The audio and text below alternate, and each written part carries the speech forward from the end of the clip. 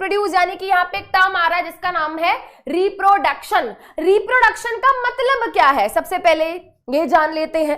भाई रिप्रोडक्शन का मतलब है एक ऐसी प्रोसेस जिससे कोई भी लिविंग ऑर्गेनिज्म, एंड जब मैं बोलती हूँ ना कोई भी लिविंग ऑर्गेनिज्म, उसमें एक छोटा सा सिंगल सेल्यूलर अमीबा, एक सिंगल सेल्ड बैक्टीरिया से लेके मल्टी सेल्यूलर ऑर्गेनिजम्स जैसे कि ह्यूमन बींग्स हो गए, दूसरे एनिमल्स हो गए, प्लांट्स हो गए, फंजाई हो गए, एल्गी हो गई, सारे के सारे लिविंग ऑर्गेनिजम्स उसमें इंक्लूडेड हैं।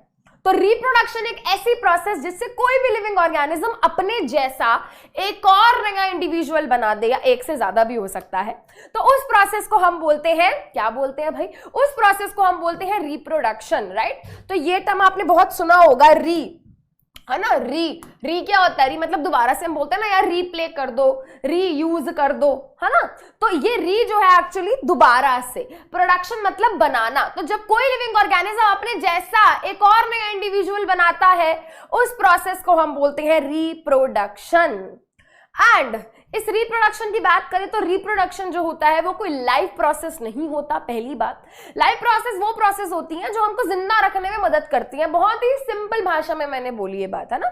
ऐसी प्रोसेसेस जिनकी वजह से हम जिंदा रह पाते हैं। तो रिप्रोडक्शन की अगर हम बात करें बेटा, तो रिप्रोडक्शन हमारी डेली लाइफ एक्टिविटीज हमें सरवाइव करने में मदद नहीं करती। तो कोई अगर एनिमल है, कोई भी पर्सन है, अगर वो डिसाइड करे कि भाई मेरे को जिंदगी भर रिप्रोड्यूस नहीं करना, I don't want to have babies all my life, तो इसका मतलब ये थोड़ी है उसको कल सांस नहीं आएंगे वो मर जाएगा। No, it is not a life process, but still it is a very important process, क्योंकि इसी प्रोसेस की वजह से जो डिफरेंट स्पीशीज की पॉपुलेशन है वो अर्थ पे मेंटेन हो पाती है। समझ रहे हो, अगर कोई भी स्पीशीज है उसकी पॉपुलेशन बढ़ रही है तो वो क्यों बढ़ रही है, क्योंकि वो रिप्रोड्यूस कर रहे हैं। अगर कोई भी किसी भी ऑर्गेनिज्म की पॉपुलेशन घट रही है, इसका मतलब यह है कि जो एग्जिस्टिंग ऑर्गेनिजम्स है वो कम रिप्रोड्यूस कर रहे हैं, वो अपने जैसे ऑर्गेनिजम्स कम बना रहे हैं। एंड अगर कोई भी स्पीशीज ये चाहती है कि भाई हमारी पॉपुलेशन इस अर्थ पे मेंटेन रहे, तो वो बहुत जरूरी है कि वो क्या करते रहे, रिप्रोड्यूस करते रहे। एक और एडवांटेज ये है रिप्रोडक्शन का कि रिप्रोडक्शन की प्रोसेस से क्या होता है, डीएनए में चेंजेस आते हैं, वेरिएशन आते हैं डीएनए के अंदर, जिसकी वजह से क्या होता है, डिफरेंट कैरेक्टर्स बनते हैं, नए कैरेक्टर्स बनते हैं। वो नए कैरेक्टर्स ऑर्गेनिजम्स को चेंजिंग एनवायरनमेंट में अडेप्ट करने में मदद करते हैं। एंड जब कोई भी ऑर्गेनिज्म चेंजिंग एनवायरनमेंट में खुद को अडेप्ट कर पाता है, तो कहीं ना कहीं वो उस एनवायरनमेंट में स्टेबलाइज हो जाता है, स्टेबिलिटी मिलती है स्पीशीज को। More over a period of time कोई भी ऑर्गेनिज्म के अंदर कंटिन्यूअस चेंजेस आ रहे हैं, वो स्टेबल हो पा रहा है एनवायरनमेंट में, खुद को अडेप्ट कर पा रहा है, धीरे धीरे कहीं ना कहीं वो चेंजेस, वो वेरिएशन इन डीएनए ऑर्गेनिज्म को इवॉल्व करने में भी मदद करते हैं, इवोल्यूशन में भी मदद करते हैं। तो भाई रिप्रोडक्शन के बहुत सारे फायदे भी हैं। तो जब हम बात करते हैं रिप्रोडक्शन की, तो reproduction can be of two types. Reproduction can be of two types. कैसे करते हैं ऑर्गेनिजम्स रिप्रोड्यूस? भाई दो तरीके से कर सकते हैं, या तो वो करेंगे एसेक्सुअल रिप्रोडक्शन या फिर वो करेंगे सेक्सुअल रिप्रोडक्शन। जब हम बात करते हैं एसेक्सुअल रिप्रोडक्शन की, एक ऐसी रिप्रोडक्शन जिसमें एक सिंगल पेरेंट इन्वॉल्व होता है, उसको हम बोलते हैं एसेक्सुअल रिप्रोडक्शन। सेक्सुअल रिप्रोडक्शन क्या है भाई? सेक्सुअल रिप्रोडक्शन में दो पेरेंट्स इन्वॉल्व होते हैं। एंड जब दो पेरेंट्स की बात करते हैं भाई, तो एक पेरेंट हमारा मेल पेरेंट होता है जिसको हम फादर बोलते हैं, और एक पेरेंट हमारा फीमेल पेरेंट होता है जिसको मदर बोलते हैं। अब बेटा एसेक्सुअल रिप्रोडक्शन में ना ही कोई गैमीट बनता है और ना ही फर्टिलाइजेशन होती है। अब मैम गैमीट क्या है, फर्टिलाइजेशन क्या है? तो बेटा याद करो, हमने डिस्कस किया है कि गैमीट वो स्पेशलाइज्ड सेल्स होते हैं जिनका काम क्या है, रिप्रोडक्शन कराना। तो जब हमारी बॉडी के सेल्स में बातचीत हो रही होती है कि भाई देखो सेक्सुअल रिप्रोडक्शन करानी है, कौन करेगा ये काम?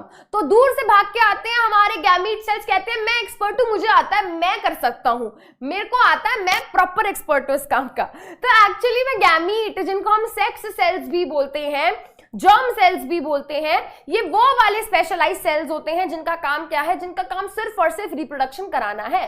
तो जो गैमीट का फॉर्मेशन है वो हमको सेक्सुअल रिप्रोडक्शन में देखने को मिलता है। एंड इन्हीं गैमीट्स का क्या होता है, फ्यूजन होता है।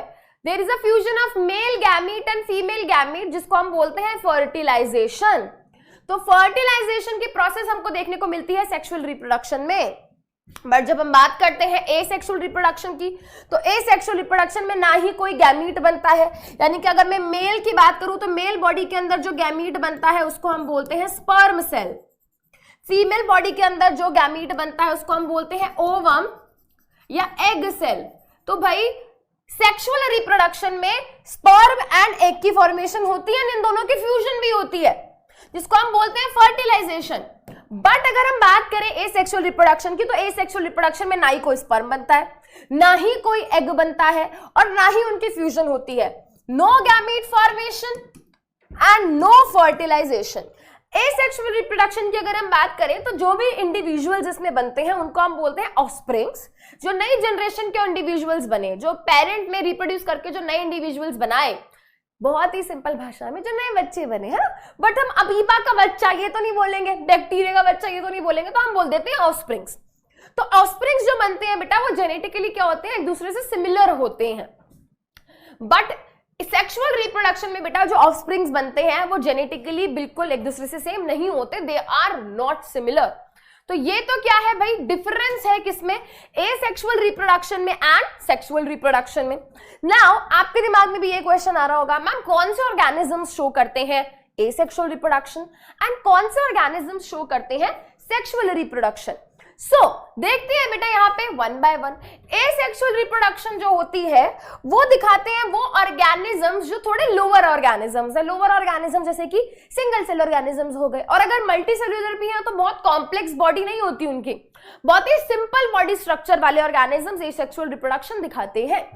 तो हमने भाई बहुत सारे अलग अलग तरीके के एसेक्सुअल रिप्रोडक्शन मेथड्स डिस्कस करे, एक बार फटाफट से उनको रिकॉल कर लेते हैं। तो एसेक्सुअल रिप्रोडक्शन के यहाँ पे हमारे पास अलग अलग टाइप्स हैं। सबसे पहला है फिजन।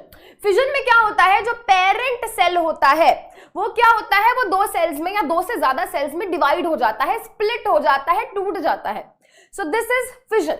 तो अगर मेरा पेरेंट सेल दो सेल्स में टूट रहा है तो that type of fission will be known as binary fission. क्या बोला जाएगा, उसको बोला जाएगा बाइनरी फिजन। बाय मतलब टू, राइट। तो एक ऐसा फिजन जिसमें पेरेंट सेल दो डॉटर सेल्स बनाता है उसको हम बोलते हैं बाइनरी फिजन। अब ये बाइनरी फिजन के भी डिफरेंट टाइप्स हैं, जैसे कि irregular binary fission, longitudinal binary fission, transverse binary fission.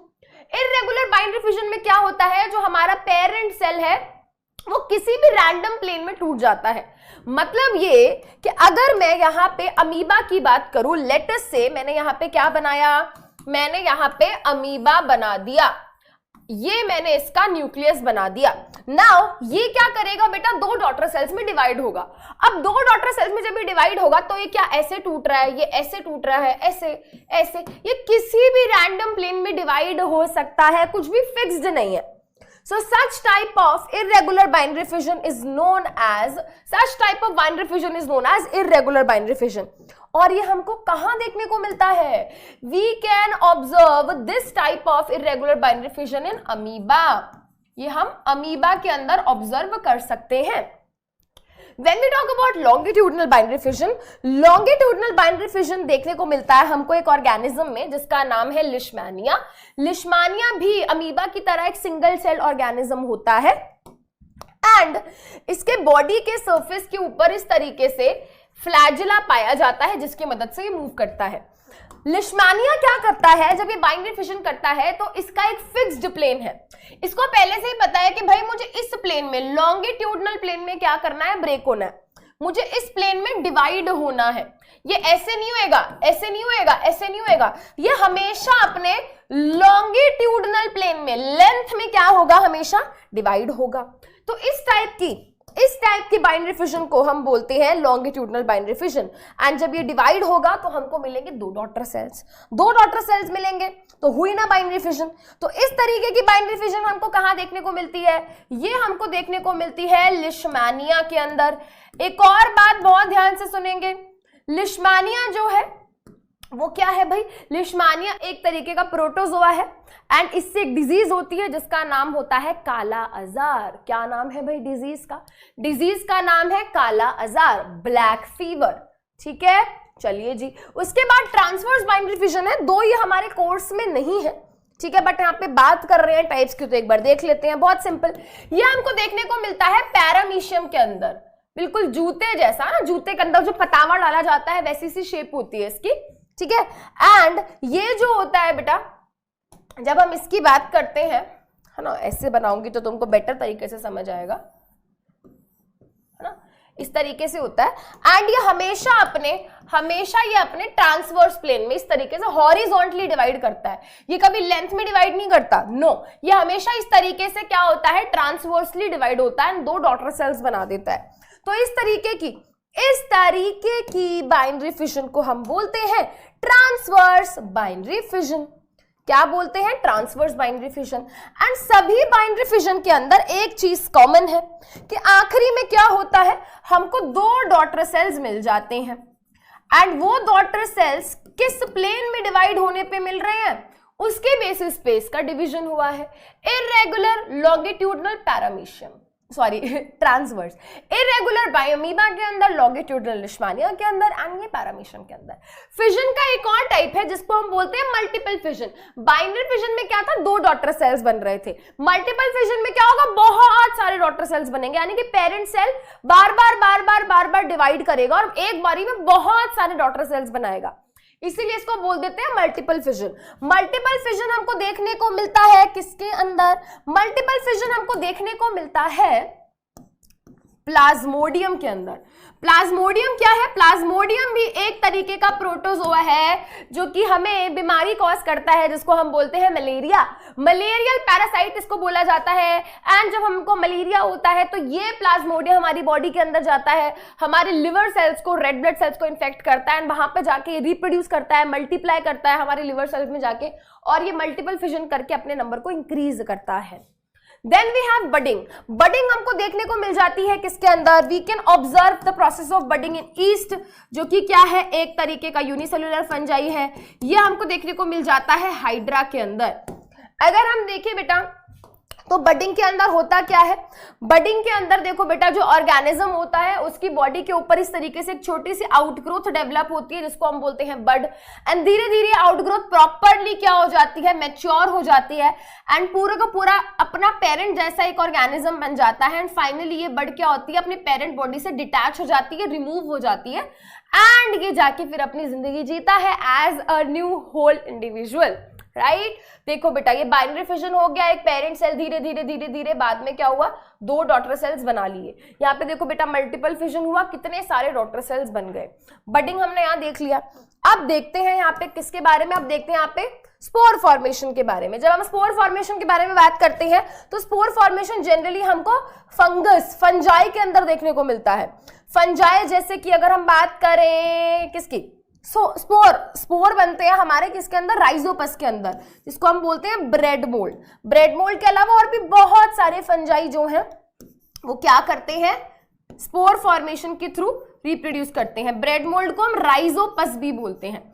इनके अंदर होता क्या है बेटा, इन ऑर्गेनिजम्स के अंदर छोटे छोटे स्पेशलाइज्ड सेल्स का फॉर्मेशन होता है जिनको हम बोलते हैं स्पोर्स। तो अगर आप इस ऑर्गेनिज्म की बॉडी देखोगे तो यहाँ पे आपको छोटे छोटे सेल्स दिखाई देंगे। These specialised cells are known as spores. And ये स्पोर्स जब एक सुटेबल मीडियम पे जाके गिरते हैं जहां पे उनको फेवरेबल कंडीशंस मिलती हैं तो ये जर्मिनेट होके पूरा का पूरा नया ऑर्गेनिज्म बना देते हैं। नया ऑर्गेनिज्म बन गया मतलब हो गई ना रिप्रोडक्शन। एंड रिप्रोडक्शन करने के लिए हमको कोई गैमेट नहीं बनाना पड़ा, ना ही हमको कोई, किसी भी केस में आप देखो, किसी भी केस में ना ही हमने स्पर्म बनाया, ना ही हमने एग सेल बनाया, ना ही उनकी फर्टिलाइजेशन कराई, बट सभी केसेस में हमने एक नया इंडिविजुअल बना लिया, राइट। चलिए जी, अब यहाँ पे क्या रह गया, अब यहाँ पे रह गया एक, क्या ये रह गया, देखो फ्रैगमेंटेशन रह गया। फ्रैगमेंटेशन हमको देखने को मिलता है किसके अंदर, ये हमको देखने को मिलता है एल्गी के अंदर। एक मल्टीसेलुलर एल्गी होती है जिसका नाम होता है स्पाइरोगायरा। स्पाइरोगायरा एक ग्रीन कलर की एल्गी होती है। इसका नाम स्पाइरोगायरा इसलिए पड़ा है क्योंकि इसके अंदर स्पाइरल शेप के क्लोरोप्लास्ट पाए जाते हैं। एंड जैसे ये स्पाइरोगायरा मैच्योर होती है, ये अपने टुकड़े टुकड़े कर लेती है, खुद ही अपने टुकड़े टुकड़े कर लेती है। ईच टुकड़ा, each piece is known as fragment. And बाद में हर फ्रैगमेंट क्या होता है, मैच्योर हो जाता है, एक नया इंडिविजुअल बन जाता है।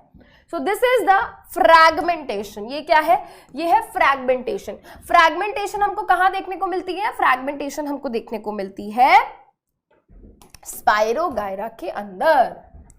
So this is observed in spirogyra.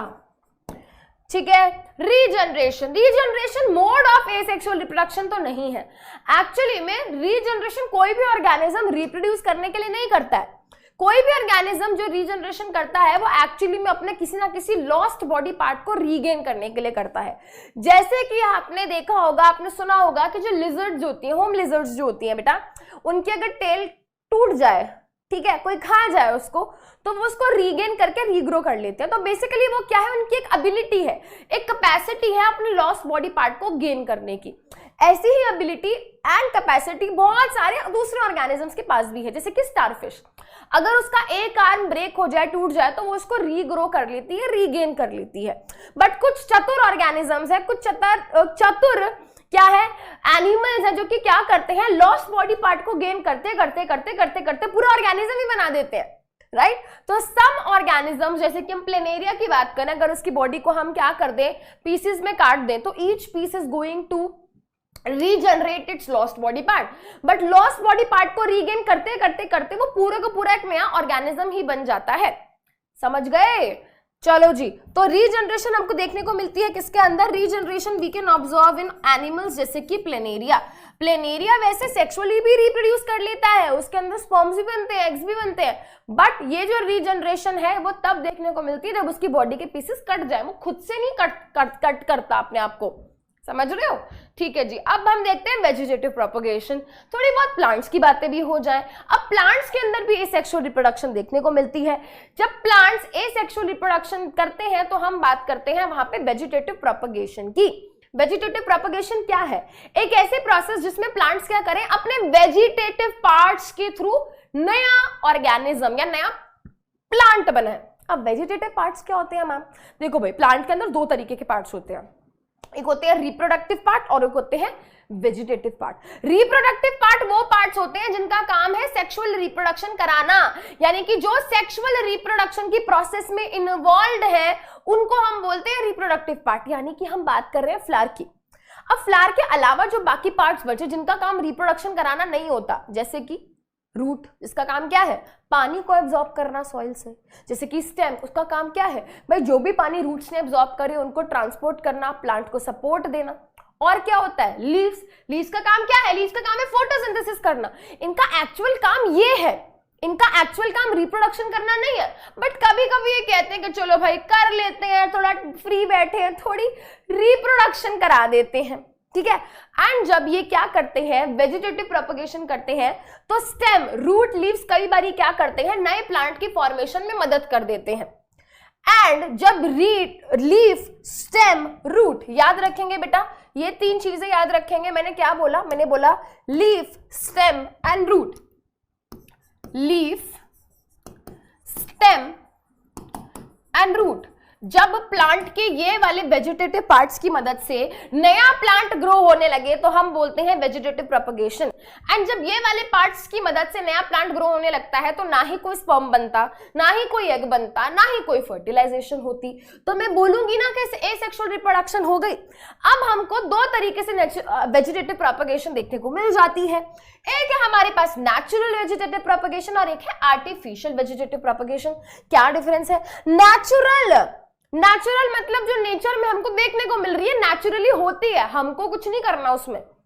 जैसे कि बेटा यहां पे हम बात करते हैं स्टेम से।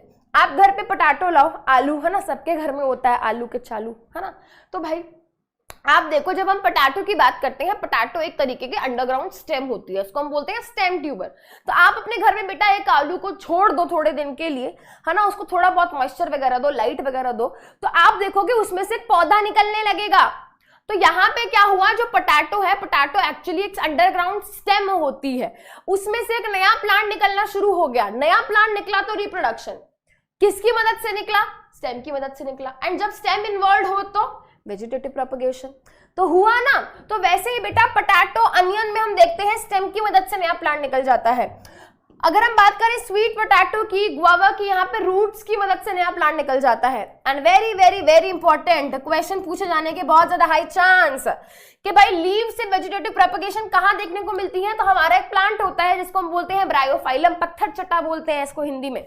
इसकी लीव्स जो होती है वहां पे छोटे छोटे लीव बर्ड्स पाए जाते हैं। नोट डाउन कर लो, इंपॉर्टेंट है, पूछा जाता है कि ब्रायोफाइलम में वेजिटेटिव प्रोपगेशन कैसे होती है, तो हम बताएंगे ब्रायोफाइलम में वेजिटेटिव प्रोपगेशन होती है लीव बर्ड्स की मदद से। ये लीव बर्ड्स कहाँ होती हैं, तो लीव के जो मार्जिन एरिया होते हैं, जो एज वाला पार्ट होता है, मार्जिन होते हैं, वहां पे लीव बर्ड्स होती हैं छोटी छोटी। एंड वो लीव बर्ड्स क्या होती हैं, धीरे धीरे धीरे मैच्योर होती हैं, उसी से पूरा का पूरा नया प्लांट निकल जाता है जब उनको सूटेबल कंडीशंस मिलती हैं। आई होप दिस इज क्लियर। ये तो क्या है बेटा, नेचुरली खुद ब खुद हो जाता है, नेचर में आपको ये करने की जरूरत नहीं है, खुद ही हो रहा है ये। बट कुछ मेथड्स ऐसे हैं कि अगर हम वहां पे थोड़ा बहुत ह्यूमन एफर्ट लगाएं, अगर हम खुद से करें तो वहां पे क्या है बेटा, थोड़ा एफर्ट लगा के हम वेजिटेटिव प्रोपगेशन कर सकते हैं। आर्टिफिशियल वेजिटेटिव प्रोपगेशन की बात हो रही है। अलग अलग प्रोसेसेस हैं, कटिंग है, लेयरिंग है, ग्राफ्टिंग है। कटिंग के अंदर हम क्या करते हैं, जो भी प्लांट हम उगाना चाहते हैं उसका छोटा सा पार्ट कट कर लेंगे। कट करने के बाद उसको हम कहाँ डाल देंगे बेटा, हम उसको सॉइल में डाल देंगे। सॉइल में से देखेंगे कि धीरे धीरे धीरे धीरे पूरा प्लांट निकल गया। रोज के अंदर बहुत ब्यूटीफुली कटिंग देखने को मिल जाती है। मनी प्लांट के अंदर आप छोटा सा हिस्सा उसका एक कट कर लो, उसको सॉइल में डाल दो एंड देखो पूरा का पूरा प्लांट उसमें से बन जाएगा। This is cutting. लेयरिंग में क्या होता है भाई, प्लांट जो होता है उसकी स्टेम का एक हिस्सा लेते हैं, जो लीव्स वगैरह एक्स्ट्रा है वो हटा देते हैं एंड उसको खींच के सॉइल में नीचे क्या करते हैं, दबा देते हैं। मतलब प्लांट इंटैक्ट है, उसी की एक स्टेम लेके क्या करी, खींच के सॉइल में दबा दी, उसके ऊपर लेयर चढ़ा दी सॉइल की एंड थोड़ा सा इसका उसका क्या हुआ, बाहर की तरफ छोड़ दिया। धीरे धीरे हम देखेंगे नया प्लांट उसमें से ग्रो होने लगेगा। This is layering. ग्राफ्टिंग में क्या होता है भाई, मान लीजिए मेरे पास दो वेराइटीज हैं, ठीक है, मेरे पास दो वेराइटीज है प्लांट की। एक वेराइटी मुझे बिल्कुल अच्छी नहीं लग रही है, मैंने उसको काट दिया। अब मेरे पास स्टेम का बस थोड़ा सा हिस्सा रह गया, मैंने प्लांट को पूरा नहीं काटा है, मैंने स्टेम के बस थोड़े थोड़े हिस्से ग्राउंड में जो थे, रूटेड जो थे वो छोड़ दिए। मैं दूसरा प्लांट लाऊंगी, उसी रूटेड स्टेम जो मैंने कट कर दिया उसके ऊपर पेस्ट कर दूंगी, उसको सील कर दूंगी एंड थोड़े टाइम बाद हम देखेंगे जो नया प्लांट मैं लाई थी वो ग्रो होने लगेगा उसमें से। This is grafting. दो कटिंग, लेयरिंग, ग्राफ्टिंग के क्वेश्चंस आपके पेपर में नहीं आएंगे, बट ये मैं चाहती कि तुमको पता हो कि भाई आर्टिफिशियल वेजिटेटिव प्रोपगेशन क्या है। तो अगर आपने कभी भी नाम सुना है कटिंग का, लेयरिंग का, ग्राफ्टिंग का, दैट मीन्स कि वो आर्टिफिशियल वेजिटेटिव प्रोपगेशन का पार्ट है। एनसीईआरटी में नहीं दिया है, बट मैम अगर ये नहीं दिया है, ठीक है, और ये नहीं आएगा तो क्या आएगा, है ना, क्वेश्चन तो ये मैम क्या आएगा पेपर में। पेपर में तुमसे पूछेंगे एडवांटेजेस ऑफ वेजिटेटिव प्रोपगेशन। बहुत ज्यादा हाई चांसेस है क्वेश्चन पूछे जाने के कि वेजिटेटिव प्रोपगेशन के एडवांटेजेस बताओ। तो आप ये बताओगे कि भाई नॉर्मल अगर हम बात करें वेजिटेटिव प्रोपगेशन की, चाहे कोई भी हो, है ना, तो वेजिटेटिव प्रोपगेशन जो है उससे जो भी प्लांट्स बनते हैं वो जल्दी बनते हैं। This method is quick, this method is rapid, this method is actually economical, cheap method है। इन प्लांट्स में क्या होता है, जो भी हम वेजिटेटिव प्रोपगेशन करके उगाते हैं, इनके अंदर फ्लावरिंग जल्दी होती है, इनके अंदर फ्रूट फॉर्मेशन जल्दी होता है। इस मेथड से हम सीडलेस वेराइटीज बना सकते हैं। इस वेजिटेटिव प्रोपगेशन की प्रोसेस से हम क्या कर सकते हैं, डिजायर्ड कैरेक्टर वाले प्लांट्स बना सकते हैं। So there are many advantages of vegetative propagation, ठीक है। चलिए, एंड ये प्रोसेसेस काफी ज्यादा यूज करते हैं फार्मर्स, इसीलिए इनका नाम यहां लिखा। चलिए भाई आगे चलते हैं। ये तो कहानी थी किसकी, ये कहानी थी हमारी एसेक्सुअल रिप्रोडक्शन की। मल्टीपल फिजन देख लिया हमने, बाइनरी फिजन देख लिया, fragmentation, budding, spore formation, regeneration के बारे में हमने बात कर ली। अब हम बात कर रहे हैं किसके बारे में, अब हम बात कर रहे हैं सेक्सुअल रिप्रोडक्शन के बारे में। तो when we talk about the process of sexual reproduction, हर ऑर्गेनिज्म के अंदर जो सेक्सुअल रिप्रोडक्शन की प्रोसेस है वो लगभग क्या है, सिमिलर है। There are some steps which are common to every organism जो भी सेक्सुअल रिप्रोडक्शन दिखाता है। सबसे पहली प्रोसेस होती है गैमीटोजेनेसिस। गैमीटोजेनेसिस का क्या मतलब है भाई, गैमीटोजेनेसिस का मतलब होता है गैमीट फॉर्मेशन। जब कोई भी ऑर्गेनिज्म सेक्सुअल रिप्रोडक्शन करेगा तो ऑब्वियस सी बात है उसको सबसे पहले क्या चाहिए, गैमीट बनाने पड़ेंगे, क्योंकि वही गैमीट क्या होंगे, वही गैमीट सेक्सुअल रिप्रोडक्शन कराएंगे। तो कराने के लिए पहले उनको बनाना पड़ेगा। तो formation of gamete is known as gametogenesis. अब मेल की बॉडी में क्या होता है बेटा, क्या कौन सा गैमीट बनता है मेल की बॉडी में, वेरी गुड, मेल की बॉडी के अंदर जो गैमीट बनता है उसको हम बोलते हैं स्पर्म, उसको हम बोलते हैं स्पर्म सेल। फीमेल की बॉडी के अंदर जो गैमीट बनता है उसको हम बोलते हैं एग सेल, उसको हम बोलते हैं एग सेल। Very good. अब मेल की बॉडी में स्पर्म बन रहा है जिस प्रोसेस से, मेल की बॉडी के अंदर जिस प्रोसेस से स्पर्म बन रहा है उस प्रोसेस को हम बोलते हैं स्पर्मेटोजेनेसिस, उसको हम बोलते हैं स्पर्मेटोजेनेसिस यानी कि फॉर्मेशन ऑफ स्पर्म। जिस प्रोसेस से हमारा फीमेल बॉडी के अंदर एक सेल बन रहा है उस प्रोसेस को हम बोलते हैं oogenesis यानी कि फॉर्मेशन ऑफ ओवम या फिर एग सेल। ठीक है जी, गैमीटोजेनेसिस हो गया यानी कि गैमीट बन गए, अब वो तैयार है रिप्रोडक्शन कराने के लिए, नया ऑर्गेनिज्म बनाने के लिए। अब क्या होगा भाई, मेल पेरेंट के अंदर स्पर्म सेल बना है, फीमेल पेरेंट के अंदर एक सेल बना है, अभी दोनों डिफरेंट पेरेंट बॉडी के अंदर है। अगर मुझे इन दोनों को फ्यूज कराना है, एक दूसरे के साथ फर्टिलाइजेशन करानी है, तो बहुत जरूरी है कि इनको एक दूसरे की क्लोज प्रॉक्सिमिटी में लाना पड़ेगा। तो इस केस में जो सेकंड स्टेप हमारा रहेगा वो रहेगा गैमीट ट्रांसफर।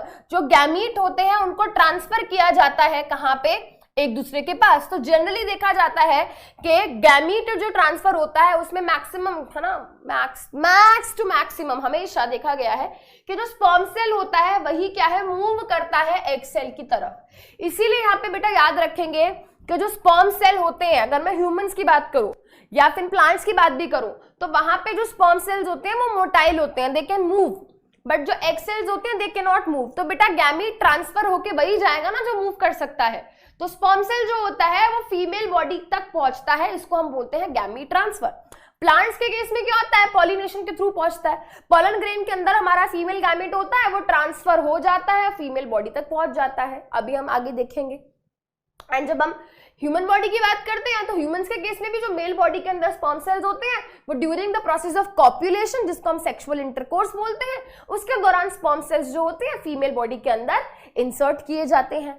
तो यानी कि गैमीट्स को ट्रांसफर किया जाता है।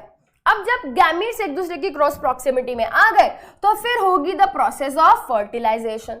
फर्टिलाइजेशन अभी बताया था, what is fertilization, the fusion of male and female gamete को हम बोलते हैं फर्टिलाइजेशन।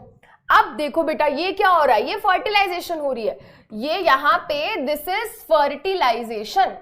फर्टिलाइजेशन में हम देख पा रहे हैं जो हमारे मेल एंड फीमेल गैमेट है उन दोनों के बीच में फ्यूजन होगी।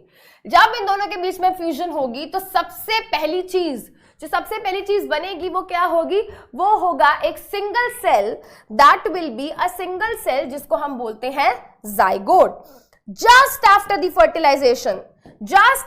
फर्टिलाइजेशन एक सेल बनता है, एक सिंगल सेल बनता है बेटा, एक सिंगल सेल बनता है जिसको हम बोलते हैं जाइगोट। तो फर्टिलाइजेशन के बाद क्या हुआ बेटा, जाइगोट फॉर्म हुआ, फॉर्मेशन ऑफ जाइगोट हो गया जी। ठीक है, अब क्या होगा, अब डेवलपमेंट होगा जाइगोट का इनटू एम्ब्रियो। जाइगोट जो होगा बेटा वो धीरे धीरे एम्ब्रियो में कन्वर्ट होगा। ठीक है जी, देखो बेटा एक सेल था, अब वो एम्ब्रियो में कन्वर्ट हुआ।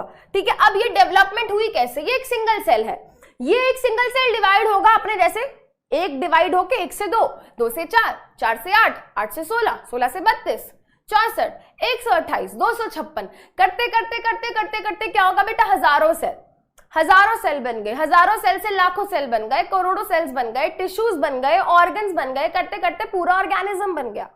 तो हर ऑर्गेनिज्म जो सेक्सुअल रिप्रोडक्शन दिखाता है, शो करता है, ये प्रोसेस करता है, वहां पे ये कुछ प्रोसेसेस कॉमन है। बट यहाँ पे जो मैंने एग्जांपल लिया है वो ह्यूमंस का एग्जांपल लिया है so that we all can relate to that. तो यहाँ पे क्या हो रहा है बेटा, फर्टिलाइजेशन हुई, फ्यूजन हुई मेल एंड फीमेल गैमीट की, यहाँ पे एक सेल बना जिसको हम जाइगोट बोलते हैं। हर ऑर्गेनिज्म के अंदर बेटा जो सेक्सुअल रिप्रोडक्शन करता है वहां जाइगोट बनता है पहले। अब जाइगोट के बाद बेटा क्या होगा, जाइगोट के अंदर बार बार क्या होंगी, एक तरीके की सेल डिविजन होती है जिनको हम क्लीवेज बोलते हैं, वो होती है। एंड यहाँ पे ग्रुप ऑफ सेल बनता है जिसको हम बोलते हैं एम्ब्रियो। क्या बोलते हैं, इसको हम बोलते हैं एम्ब्रियो। तो embryo is basically a multi cellular structure. ये सिंगल सेलुलर है या मल्टी सेलुलर स्ट्रक्चर है, एक बॉल बन जाती है सेल की, एंड धीरे धीरे बेटा ये बॉल ऑफ सेल से धीरे धीरे टिश्यूज बनते हैं, धीरे धीरे ऑर्गन्स बनते हैं, करते करते पूरा ऑर्गेनिज्म बन जाता है। क्योंकि यहाँ पे हम ह्यूमंस का एग्जाम्पल ले रहे हैं बेटा, तो आप अगर यहाँ पे देख पा रहे हो, आई फील सो, तो आप देखो यहाँ पे कुछ इस तरीके का ह्यूमन टाइप स्ट्रक्चर बन रहा है। है ना, धीरे धीरे यहाँ पे कुछ ह्यूमन टाइप का स्ट्रक्चर बन रहा है। एंड जब मदर की बॉडी के अंदर ये एम्ब्रियो धीरे धीरे डेवलप हो रहा होता है तो एक स्टेज आती है जब हम कह सकते हैं कि हाँ यार कुछ ह्यूमन बेबी का फॉर्मेशन हो रहा है, दिख रहा है, कुछ हेड है, आर्म्स है, लेग्स यानी कि लिम्स वगैरह आप देख के बता सकते हो, थोड़ा बहुत रिकॉग्नाइजेबल है। तो जब इस तरीके की बॉल है सेल्स की, बहुत सारे सेल्स की एक बॉल बनी हुई है तो एम्ब्रियो, बट वो स्टेज जब आप रिकॉग्नाइज कर पाओ ये हेड है, ये आर्म्स हैं, ये लेग्स है, तो इस स्ट्रक्चर को फिर हम एम्ब्रियो नहीं बोलते, फिर हम इसको बोलते हैं कि फीटस। फीटस बन रहा है, फीटस दिख रहा है, ठीक है। यहाँ पे क्या हम बोलते हैं इसको, हम बोलते हैं इसको फीटस। अब ये फीटस धीरे धीरे धीरे धीरे पूरा का पूरा ग्रो एंड डेवलप होगा। एंड ग्रो एंड डेवलप जब हो जाएगा अप्रोक्सीमेटली 9 मंथ्स बाद क्या होगा बेटा, जेस्टेशन पीरियड होता है, यानी कि ग्रोथ एंड डेवलपमेंट होगी 9 मंथ्स तक। एंड इसके बाद फाइनली इस फीटस की डिलीवरी होगी एंड देन एक प्यारा सा छोटा सा नन्हा मुन्ना सा a baby will come out, right. And जब डिलीवरी हो जाएगी, बेबी आ जाएगा बाहर, राइट, तो हम बोलेंगे, हाँ, फीटस जब आ जाएगा बाहर तो हम बोलेंगे बेबी, ठीक है। तो ये ह्यूमन रिप्रोडक्शन का हमने क्या ले लिया, एक ओवरव्यू ले लिया। बट ये चीजें बेटा कॉमन हर ऑर्गेनिज्म में है।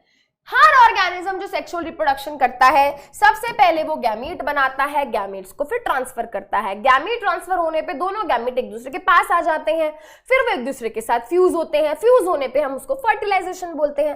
फर्टिलाइजेशन होने के बाद जाइगोट बनता है। जाइगोट फिर बार बार डिवाइड करता है और डेवलप हो जाता है एम्ब्रियो में। और उसके बाद जो एम्ब्रियो है वो धीरे धीरे और फर्दर ग्रो एंड डेवलप करता है एंड फाइनली वो ग्रोथ एंड डेवलप करके पूरा का पूरा एम्ब्रियो नया का नया ऑर्गेनिज्म बना देता है। This is common to every organism जो सेक्सुअल रिप्रोडक्शन शो करता है। I hope this is clear. यहां बच्चे बहुत कंफ्यूज होते हैं इसलिए इसको इतना टाइम दिया। अब हमने बात करी कि हम सेक्सुअल रिप्रोडक्शन की बात करेंगे, तो भाई सबसे पहले हम भी बात करने वाले हैं किसके बारे में, सबसे पहले हम यहाँ पे बात करने वाले हैं सेक्सुअल रिप्रोडक्शन इन प्लांट्स के बारे में। अब प्लांट्स के अंदर जो सेक्सुअल रिप्रोडक्शन है वो पॉसिबल हो पाता है because of the flower. Flower क्या है, फ्लावर हमारे प्लांट्स का जो कि एंजियोस्पर्म प्लांट्स हैं, यानी कि जो फ्लावरिंग प्लांट्स हैं। कौन से प्लांट्स, फ्लावरिंग प्लांट्स। सभी प्लांट्स की बात नहीं हो रही बेटा, यहाँ पे बात हो रही है फ्लावरिंग प्लांट्स की, यानी कि एंजियोस्पर्म्स की। तो उन प्लांट्स के अंदर जो रिप्रोडक्शन है, जो सेक्सुअल रिप्रोडक्शन है, वो फ्लावर की वजह से हो पाती है पॉसिबल। अब फ्लावर्स के मेजरली 4 पार्ट्स होते हैं, स्टेमन, सेपल, पेटल, स्टेमन या फिर पिस्टल या कार्पल, हम कुछ भी बोल सकते हैं। सेपल क्या है बेटा, सेपल वो हरे कलर के लीफ लाइक स्ट्रक्चर्स होते हैं जो हमारे फ्लावर को जब वो बड स्टेज में होता है उसको प्रोटेक्टेड रखते हैं, ठीक है। जब हमारा फ्लावर बड है तो आपने देखा बाहर लीफ जैसा ग्रीन स्ट्रक्चर होता है जो अंदर उसको एनक्लोज्ड रखता है, उसको हम बोलते हैं सेपल। एंड ये सेपल क्या होती है, धीरे धीरे खुलती हैं जब हमारा फ्लावर क्या होता है, डेवलप हो जाता है, राइट। उसके अलावा ये हमारे प्लांट को सपोर्ट भी देती हैं। पेटल्स बेटा ये रंग बिरंगी ब्राइटली कलर्ड पेटल्स, इनको हम बोलते हैं पेटल्स, है ना, पंखुड़ियां, रंग बिरंगी सुंदर सुंदर, लाल कलर की, नीले कलर की, पीले कलर की, है ना, जिसको देख के हमारे इंसेक्ट्स, बर्ड्स, बटरफ्लाइज ये सब क्या होते हैं, अट्रैक्ट हो जाते हैं। एंड जब वो अट्रैक्ट होते हैं तो वो पॉलिनेशन के प्रोसेस में मदद करते हैं। ये हो गए हमारे petals. Then we have stamen. Stamen क्या है भाई, स्टेमन एक्चुअली में हमारा मेल रिप्रोडक्टिव पार्ट है। This is the male reproductive part. Male के लिए हम ये वाला साइन यूज करते हैं। ये क्या है, मेल रिप्रोडक्टिव पार्ट है हमारे फ्लावर का। स्टेमन के हमारे 2 पार्ट्स होते हैं। स्टेमन is actually divided into 2 parts. एक होता है हमारा एंथर और एक होता है फिलामेंट। फिलामेंट बेसिकली कुछ इस तरीके की डंडी जैसा स्ट्रक्चर होता है, इसके ऊपर ये जो टॉप वाला पार्ट है ये होता है हमारा एंथर। एंथर के अंदर छोटे छोटे पॉलन ग्रेन्स बनते हैं, इस तरीके से छोटे छोटे पॉलन ग्रेन्स बनते हैं एंथर के अंदर।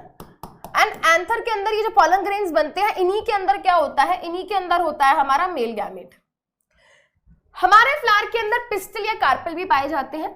पिस्टल या कार्पल मतलब हमारा female reproductive organs, female reproductive organs, उनको पिस्टल या कार्पल बोलते हैं। इनको गाइनोशियम भी बोला जाता है एंड इनको एंड्रोशियम, मेल को एंड्रोशियम भी बोला जाता है, स्टेमन को, एंड पिस्टल कार्पल को गाइनोशियम भी बोला जाता है। इसके 3 पार्ट्स होते हैं। पहला हमारा है स्टिग्मा, देन हमारा style and then we have ovary. तो इफ वी टॉक अबाउट, हमारा स्टिग्मा सबसे ऊपर वाला पार्ट होता है ना, then this is like this and like this. चलो देखते हैं। तो सबसे ऊपर क्या होता है, एक डिस्क शेप का पार्ट होता है जिसको हम बोलते हैं स्टिग्मा। उसके बाद एक छोटी सी, नॉट छोटी सी, पतली सी ना, नैरो जैसी एक ट्यूब लाइक स्ट्रक्चर होता है जिसको आप बोलते हैं स्टाइल। एंड बिल्कुल आखिरी में बेसल पार्ट होता है, स्वॉलन पार्ट होता है जिसको हम बोलते हैं ओवरी। ओवरी के अंदर होता है ओव्यूल, एंड ओव्यूल के अंदर ही प्रेजेंट होता है हमारा फीमेल गैमीट। और ये जो मैंने पॉलन ग्रेन बनाए थे, देखो बेटा यहाँ पे पॉलन ग्रेन, एक सिंगल पॉलन ग्रेन को बड़ा करके बना देते हैं, एंड सिंगल पॉलन ग्रेन के अंदर यहाँ पे बेटा क्या था, हमारा मेल गैमीट था। तो मेल गैमीट पॉलन ग्रेन के अंदर है, फीमेल गैमीट ओवरी के अंदर जो ओव्यूल है उसके अंदर है। तो भाई सबसे पहले तो अगर सेक्सुअल रिप्रोडक्शन करानी है तो गैमीट होने चाहिए, गैमीट हो गए। अब इन गैमीट्स को एक दूसरे से फ्यूज कराना पड़ेगा। फ्यूज तो तब होंगे ना जब दोनों एक दूसरे के पास आएंगे। ये यहाँ पॉलन ग्रेन के अंदर एंथर के अंदर पड़ा है, और ये यहाँ स्टिग्मा के, सॉरी ये हमारे पिस्टल के ओव्यूल के अंदर पड़ा है। सो दैट मीन्स अब इन दोनों को एक दूसरे के पास लाना होगा। अब यहाँ पे जो हम पढ़ते हैं वो हम पढ़ते हैं द प्रोसेस ऑफ किसके बारे में, द प्रोसेस ऑफ पॉलिनेशन के बारे में। पॉलिनेशन की प्रोसेस से क्या होगा, ये जो हमारे पॉलन ग्रेन्स हैं ये एंथर से निकल के स्टिग्मा के सरफेस पे पहुंचेंगे, एंड जब ये स्टिग्मा के सरफेस पे पहुंचेंगे तो इसी प्रोसेस को हम बोलेंगे pollination. The process by which pollen grains transfer from anther to the stigma. मैं दोबारा रिपीट कर रही हूं, एक ऐसी प्रोसेस जिसमें क्या होता है, एंथर से पॉलन ग्रेन्स निकल के अपने घर से विदा लेके, अपने घर को छोड़ छाड़ के पहुंच जाते हैं किसके पास, अपनी गर्लफ्रेंड के पास, जिसको हम बोलते हैं फीमेल गैमीट। बेसिकली स्टिग्मा के सरफेस पे पहुंच जाते हैं वो, ठीक है। पहले स्टिग्मा पे पहुंचते हैं फिर वहां पहुंचते हैं। तो एंथर से पॉलन ग्रेन्स निकल के जब स्टिग्मा के सरफेस पे पहुंचते हैं तो उसको हम पॉलिनेशन बोलते हैं। अब ये पॉलिनेशन भी दो तरीके की हो सकती है, डिपेंड करता है कि हमारा जो मूवमेंट हो रहा है किसका, पॉलन ग्रेन का, वो कहां से कहां हो रहा है। मान लेते हैं हमारे पास एक प्लांट है, प्लांट के अंदर बहुत सारी फ्लावर्स हैं। ये एक सिंगल फ्लावर है, इसके अंदर एंथर था, वहां से पॉलन ग्रेन्स निकले और इसी सेम फ्लावर के ऊपर, वही सेम फ्लावर उसी सेम फ्लावर के स्टिग्मा के ऊपर जाके प्लांट कर गए, तो इसको हम बोलेंगे सेल्फ पॉलिनेशन। ऐसा भी हो सकता है कि मेरे पास एक प्लांट था, यहाँ पे एक फ्लावर, दो फ्लावर, तीन फ्लावर, यहाँ पे क्या हुआ बेटा, इस वाले फ्लावर के एंथर में से पॉलन ग्रेन निकले और इसी सेम प्लांट के स्टिग्मा के, इसी सेम प्लांट के किसी और फ्लावर के, मैं दोबारा रिपीट कर देती हूं भाई, मैं दोबारा रिपीट कर देती हूं, कंसेप्ट समझ आना चाहिए। बच्चे बहुत कंफ्यूज रहते हैं इसमें। देखो मेरे पास एक प्लांट है, इस प्लांट के अंदर तीन फ्लावर्स हैं, this is flower 1, this is flower 2, this is flower 3, ठीक है। चलो जी, अब पॉलिनेशन में क्या होता है, पॉलिनेशन में हमारा जो पॉलन ग्रेन है वो एंथर में से निकल के स्टिग्मा के सरफेस पे पहुंच जाता है। तो यहां पे एक फ्लावर था, इसके एंथर से पॉलन ग्रेन निकले, इसके एंथर से पॉलन ग्रेन निकले और उसी सेम फ्लावर के सरफेस पे जाके लैंड हो गए, तो ये है सेल्फ पॉलिनेशन। फिर हमारे पास वही सेम प्लांट है, उसी सेम प्लांट के अंदर बहुत सारे फ्लावर्स हैं, बहुत सारे फ्लावर्स में क्या हुआ, एक फ्लावर था, उसके एंथर में से पॉलन ग्रेन निकले और निकल के वो उसी सेम प्लांट के किसी दूसरे फ्लावर के स्टिग्मा के सरफेस पे पहुंच गए। प्लांट सेम ही है, बस प्लांट के अंदर बहुत सारे फ्लावर्स हैं, दो डिफरेंट फ्लावर्स हैं एक ही प्लांट में, तो इसको भी मैं बोलूंगी सेल्फ पॉलिनेशन, क्योंकि प्लांट तो सेम ही है ना, घर तो सेम है, घर के अंदर कमरे अलग अलग हो सकते हैं बट घर तो तुम्हारा ही रहेगा ना। तुम ड्राइंग रूम में बैठो, ठीक है, तुम बेडरूम में बैठो, तुम किचन में बैठो, तुम वॉशरूम में बैठो, तुम यही तो बोलोगे ना कि मैं घर में हूं अपने, है ना, ये तो नहीं बोलोगे कि पड़ोसी के घर में आ गया, अपना घर तो तुम्हारा ही रहेगा। वैसे ही ये हो गया सेल्फ पॉलिनेशन। अब दूसरा टाइप जो होता है वो होता है क्रॉस पॉलिनेशन का।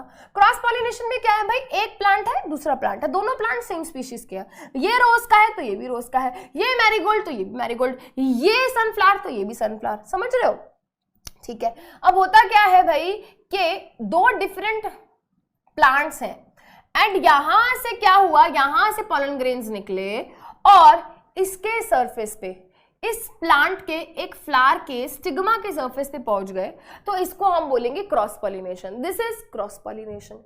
ये हो गए हमारे types of pollination, this is types of pollination. अब डिपेंडिंग अपॉन कि हमारा स्टेमन और पिस्टल क्या एक ही फ्लावर के अंदर है या वो डिफरेंट डिफरेंट फ्लावर्स के अंदर है, इसके बेसिस पे हमारे पास टाइप्स ऑफ फ्लावर्स होते हैं।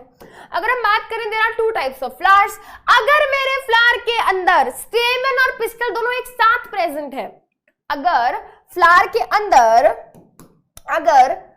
के अंदर स्टेमन और पिस्टल क्या है, एक साथ प्रेजेंट है, ये मेरा फ्लावर है, इस फ्लावर के अंदर देखो स्टेमन भी दिख रहे हैं एंड पिस्टल भी दिख रही है, तो such type of flowers are known as bisexual flowers. Bisexual flowers के एग्जांपल्स हो गए हमारा हिबिस्कस, चाइना रोज, है ना, हमारा रोज, नॉर्मल रोज, ठीक है, पी हो गई, मटर, मस्टर्ड, ठीक है, सरसों, ठीक है, ये क्या है बेटा, कुछ एग्जाम्पल्स हैं हमारे बाइसेक्सुअल फ्लावर्स के। Then we have unisexual flowers. Unisexual flowers वो फ्लावर्स होते हैं जिनके अंदर यूनि मतलब सिंगल, एक सिंगल सेक्स ऑर्गन होगा, या तो भाई उनके अंदर स्टेमन होंगे या फिर उनके अंदर पिस्टल होंगे, समझ रहे हो, उनके अंदर दोनों एक साथ नहीं होते, एक होगा, या तो स्टेमन होगा या पिस्टल होगा, तो इन फ्लावर्स को हम बोलते हैं यूनिसेक्सुअल फ्लावर। तो अगर उसके अंदर स्टेमन है, अगर उस फ्लावर के अंदर क्या है, स्टेमन है, तो उस फ्लावर को मैं बोलूंगी स्टैमिनेट फ्लावर, और अगर उस फ्लावर के अंदर पिस्टल है तो उसको मैं बोलूंगी पिस्टिलेट फ्लावर। समझ आ रहा है। बाइसेक्सुअल फ्लावर के एग्जांपल्स देखें, यूनिसेक्सुअल की भी देखते हैं। यूनिसेक्सुअल फ्लावर्स हमको देखने को मिलते हैं पपाया में, वाटरमेलन में, कोकोनट में, मेज में, कैस्टर में, ठीक है, ये कुछ क्या है, कुछ एग्जांपल्स हैं ऐसे प्लांट्स के जिनके अंदर यूनिसेक्सुअल फ्लावर्स देखने को मिलते हैं। ठीक है मैम, ये भी समझ आ गया। मैम अभी भी नया प्लांट तो बना ही नहीं है, पॉलन ग्रेन आपने स्टिग्मा के सरफेस पे पहुंचा दिया, पॉलन ग्रेन आपने कहा था पॉलिनेशन की प्रोसेस से स्टिग्मा के सरफेस पे पहुंच गया मैम, बट मैम अभी तो पॉलन ग्रेन यहाँ है जिसके अंदर मेल गैमीट है और फीमेल गैमीट यहाँ है, तो अभी भी दोनों क्या है, एक दूसरे से बहुत दूर है। कैसे हमारा मेल गैमीट फीमेल गैमीट तक पहुंचेगा और कैसे ये फ्यूज होंगे, कैसे नया प्लांट बनेगा, ये भी देख लेते हैं, देखते हैं। चलो भाई, अब होता क्या है, पॉलिनेशन के बाद क्या था, हमारा पॉलन ग्रेन स्टिग्मा के सरफेस पे पहुंच चुका है। स्टिग्मा के सरफेस पे पहुंचने के बाद क्या होता है, ये एक ट्यूब बनाता है जिसको हम बोलते हैं पॉलन ट्यूब। तो आप देख सकते हो कि यहाँ पे पॉलन ग्रेन में से क्या होता है, पॉलन ग्रेन की जर्मिनेशन होती है, पॉलन ग्रेन जर्मिनेट होता है तो वहां से एक ट्यूब निकलती है जिसको हम बोलते हैं पॉलन ट्यूब। अब पॉलन ट्यूब धीरे धीरे क्या होती है, हमारे ओव्यूल की तरफ ग्रो होती है, जहां हमारा ओव्यूल है। ओव्यूल की तरफ क्यों ग्रो हो रही है, क्योंकि ओव्यूल के अंदर क्या है, ओव्यूल के अंदर फीमेल गैमीट है एंड वहां पे कुछ ऐसे केमिकल्स रिलीज होते हैं जिन केमिकल्स की तरफ ये पॉलन ट्यूब क्या होती है, एक्चुअली ग्रो होना शुरू कर देती है। This is a very good example of chemotropism. Chemotropism में क्या होता था, केमिकल इज द स्टिमुलस, तो स्टिमुलस की तरफ ग्रोथ हो रही है, ट्रॉपिक मूवमेंट, याद करो है ना, तो कीमोट्रोपिज्म इसको बोलते हैं। तो बेसिकली हमारी जो पॉलन ट्यूब है वो उन केमिकल्स की तरफ ग्रो होना शुरू हो जाती है एंड क्योंकि यहाँ पे प्लांट के अंदर ग्रोथ देखने को मिल रही है ना, प्लांट पार्ट के अंदर ग्रोथ देखने को मिल रही है, तो ये ट्रॉपिक मूवमेंट है। ट्रॉपिक मूवमेंट किसकी तरफ हो रही है, केमिकल्स की तरफ, तो हो गया ना कीमोट्रोपिज्म। चलो भाई वापस आते हैं, तो पॉलन ग्रेन हमारे स्टिग्मा के सरफेस पे पहुंचा, पॉलिनेशन के बाद वो जर्मिनेट होगा, पॉलन ट्यूब बनाना शुरू करेगा। पॉलन ट्यूब धीरे धीरे क्या होगी, ओव्यूल की तरफ ग्रो होना शुरू होगी, ओव्यूल की तरफ मूव होना शुरू होगी एंड इतने में ही क्या होगा, हमारा जो पॉलन ग्रेन के अंदर मेल जर्म सेल था, जो हमारा मेल गैमीट था, वो वहां से निकल के कहां आ जाएगा, पॉलन ट्यूब के अंदर आ जाएगा। कैन यू सी दिस, यहां पे होता है वैसे तो वो, बट यहां से निकल के क्या होगा, पॉलन ट्यूब के अंदर आ जाएगा एंड पॉलन ट्यूब की मदद से धीरे धीरे it will start moving towards, very good, it will start moving towards the ovule. तो ओवरी के अंदर बेटा ये वाला जो पार्ट हमको दिख रहा है, दिस इज द ओव्यूल, ये क्या है, ये ओव्यूल है, ठीक है। ओव्यूल के अंदर हमारी पॉलन ट्यूब क्या करती है, एंटर करती है। वो पॉइंट जहां से हमारी पॉलन ट्यूब ओव्यूल के अंदर एंटर करती है उसको हम बोलते हैं माइक्रोपाइल। तो ये जो मेल गैमीट है धीरे धीरे यहां से क्या होगा, ये यहां पहुंच जाएगा एंड याद करो हमने अभी पीछे पढ़ा था कि हमारा फीमेल गैमीट ऑलरेडी क्या है, इसका ओव्यूल में वेट कर रहा है, तो यानी कि मेल एंड फीमेल गैमीट दोनों अब क्या है, एक दूसरे के पास आ गए हैं। Now both male and female gamete are in close proximity, दोनों क्या होंगे, एक दूसरे के साथ फ्यूज होंगे एंड जब दोनों एक दूसरे के साथ फ्यूज होंगे तो क्या होगा, वेरी गुड, जाइगोट बनेगा। जाइगोट कहां बना, यानी कि फर्टिलाइजेशन कहां हुई, फर्टिलाइजेशन हुई हमारे ओव्यूल के अंदर। फटाफट देखते हैं क्या हो रहा है। सबसे पहले गैमीट बने, वेरी गुड, बन गए। पॉलिनेशन हुई, हो गई, स्टिग्मा पे पहुंच गया। स्टिग्मा के पहुंचने के बाद पॉलन जर्मिनेट हुआ और पॉलन ट्यूब की फॉर्मेशन हुई। पॉलन ट्यूब की मदद से मेल गैमेट ओव्यूल तक पहुंचा जहां पे फीमेल गैमेट थी। वहां पे दोनों के बीच में क्या हुई, वहां पे दोनों के बीच में फर्टिलाइजेशन की प्रोसेस हुई। फर्टिलाइजेशन की प्रोसेस से क्या बनता है, वेरी गुड, फर्टिलाइजेशन की प्रोसेस से बनता है हमारा जाइगोट, राइट। फर्टिलाइजेशन कहां हुई है, ओव्यूल के अंदर। अब फर्टिलाइजेशन के बाद क्या हुआ, जाइगोट बना। अब उसके बाद क्या होगा, मैम हमें तो नया प्लांट चाहिए ना, रिप्रोडक्शन का मतलब ही नया प्लांट है, तो वो नया प्लांट बनेगा कैसे। देखो भाई, जो जाइगोट है वो धीरे धीरे धीरे धीरे क्या होगा, डिवाइड करेगा, ग्रुप ऑफ सेल बनाएगा, एम्ब्रियो बनाएगा। अब इस एम्ब्रियो के सेल्स बार बार डिवाइड करके टिश्यूज बनाएंगे, ऑर्गन्स बनाएंगे, पूरा ऑर्गेनिज्म नया के नया प्लांट बन जाएगा। एंड ये जो ओव्यूल था ये धीरे धीरे धीरे क्या करेगा, कुछ चेंजेस दिखाएगा। इसके बाहर क्या होगा, एक थिक कोट डेवलप होगा, ठीक है। धीरे धीरे ओव्यूल सीड में कन्वर्ट हो जाएगा। एंड जो ओवरी है वो धीरे धीरे धीरे क्या होगी, राइपन ऑफ हो जाएगी, फ्रूट में कन्वर्ट हो जाएगी। बाकी पार्ट्स जैसे कि हमारे सेपल्स हो गए, पेटल्स हो गए, स्टिग्मा स्टाइल, ये सब चीजें जो है ये श्रिवल ऑफ हो जाएंगी, यानी कि डिहाइड्रेट होकर सूख के खुद ब खुद गिर जाएंगी। बट मैम अभी भी प्लांट नहीं बना। अरे भाई देखो, सीड बन गया, देखो सीड बन गया। सीड जब हमको मिल जाएगा तो हम सीड का क्या करेंगे भाई, सीड को हम सो करेंगे। एंड सीड को जब हम सो करेंगे, सॉइल में डालेंगे, तो नया प्लांट निकलेगा कि नहीं निकलेगा, निकलेगा ना, निकलेगा, वेरी गुड। तो नया प्लांट निकल जाएगा। तो सीड के अंदर क्या है, सीड के अंदर एम्ब्रियो है। फ्रूट के अंदर सीड होता है, सीड के अंदर एम्ब्रियो होता है, और जब सीड को डालते हैं सॉइल में तो प्लांट निकल आता है। अब सीड के अंदर क्या है, सीड के अंदर मेजरली 3 पार्ट्स होते हैं। सबसे पहला पार्ट जो सीड के अंदर होता है वो क्या है, वो है सीड कोट, जो कि उसको क्या देता है, उसको प्रोटेक्शन देता है। उसके अलावा हमारे सीड के अंदर पाया जाता है एम्ब्रियो। एम्ब्रियो के 2 पार्ट्स होते हैं, एक होता है प्लीम्यूल और एक होता है रेडिकल। सीड हमारे एम्ब्रियो के 2 पार्ट्स होते हैं, जिसको यहां पे लिख लेते हैं। हमारे एम्ब्रियो के 2 पार्ट्स होते हैं, एक है हमारा प्लीम्यूल और एक है हमारा रेडिकल। जो प्लीम्यूल है वो बार बार डिवाइड करेगा, उसके सेल्स हमारे प्लांट का पूरा शूट सिस्टम बनाएंगे, यानी कि स्टेम, रूट, लीफ सब कुछ प्लीम्यूल से बनेगा। और रेडिकल जो है उसके सेल्स डिवाइड करके बार बार हमारा पूरा का पूरा रूट सिस्टम बनाएंगे, रूट्स बनेंगे। कॉटिलिडन, ये जो हमको दिख रहे हैं बेटा, ये 2 स्ट्रक्चर्स, इनको कॉटिलिडन बोलते हैं। हमारा जो सीड है उसके अंदर जो एम्ब्रियो है उनके सेल्स बार बार डिवाइड करेंगे। डिवाइड करने के लिए एनर्जी चाहिए, एनर्जी के लिए फूड चाहिए। तो हमारे सीड के अंदर जो फूड रिजर्व रहता है, फूड स्टोर्ड रहता है, वो इन कॉटिलिडन्स के अंदर रहता है। अगर मेरे सीड के अंदर सिंगल कॉटिलिडन है तो उनको बोलेंगे मोनोकॉट सीड्स, और अगर मेरे सीड के अंदर 2 कॉटिलिडन्स हैं तो उनको हम बोलेंगे डाइकॉट सीड्स।